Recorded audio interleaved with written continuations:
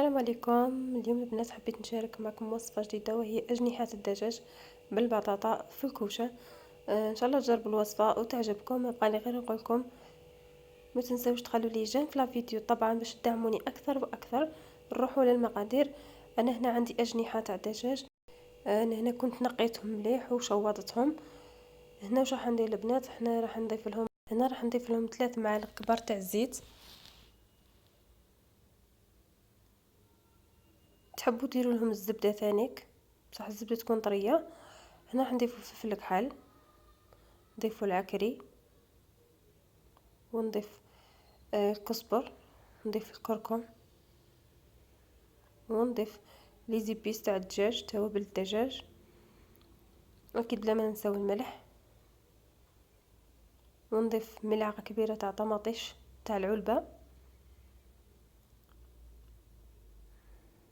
ونخلط كامل المكونات نمزجهم مليح مع بعض.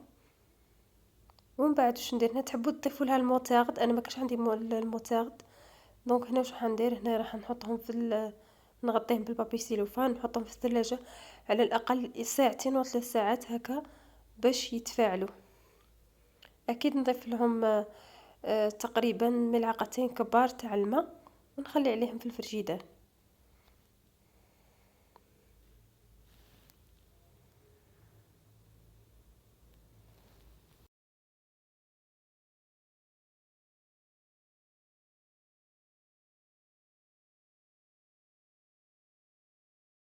هنا راح نجيب البلا اللي راح نطيب فيه. الوغ راح نحط فيه هذاك الخليط تاع الاجنحه تاع الدجاج. هنا البنات واش نضيف لها؟ راح نضيف لها البطاطا. انا كنت البطاطا قطعتها طويله وزدت خلطتها في هذاك المزيج هذاك اللي قعد لي. خلطت فيه البطاطا باش هكا تجي ثاني بنينه.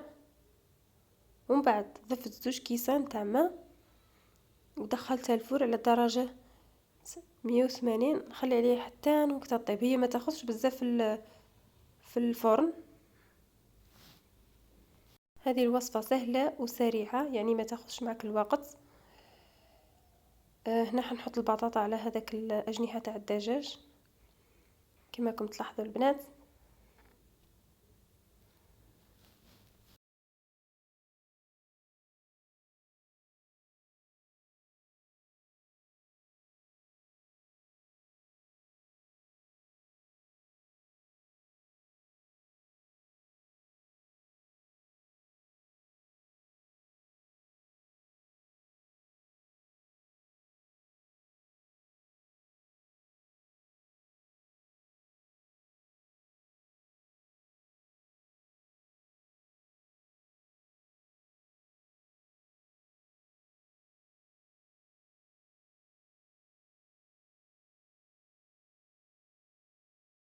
وهنا راح نغطيها بالالمنيوم وندخلها للفرن على درجه 180. يعني ما تاخذش الوقت في الطياب تاعها. ساعه ساعه ونص تعود صاي طابت. هاي لكم النتيجه بعد ما طابت. يعني الوصفه رائعه رائعه رائعه. هذيك لاصوص تاعها بنينه تاع الصح البنات. ما بغى غير نقول لكم ان شاء الله تجربوها ونتلاقاو في فيديو جديد ان شاء الله. السلام عليكم.